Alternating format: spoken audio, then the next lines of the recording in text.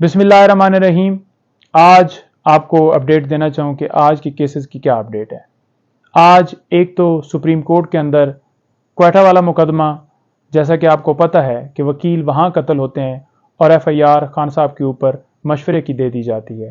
वो भुट्टो वाला मामला दोबारा रिपीट किया जा रहा है। फैब्रिकेटेड तरीके से खान साहब को इस FIR के अंदर नामजद किया गया है, जिसमें कोई सबूत नहीं है, कोई गवाह नहीं है, कोई एविडेंस नहीं है।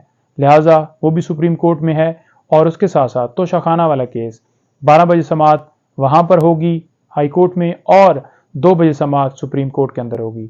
इंशाल्लाह हमें पूरी उम्मीद है कि आज इंसाफ होगा। कानून के मुताबिक खान साहब की आज बेल हर सूरत हो जाएगी और खान साहब हमारे दरमियान होंगे।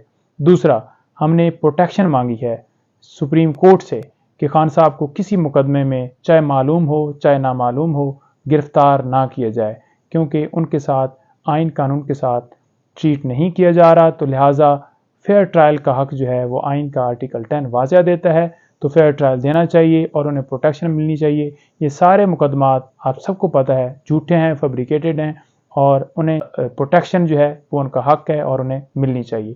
तो इंशाल्लाह सुप्रीम कोर्ट से हमें उम्मीद है कि आज प्रोटेक्शन उन्हें मिल जाएगी और मज़ीद किसी मुकदमे में गिरफ्तार जो है वो नहीं किया जा सकेगा। Thank you.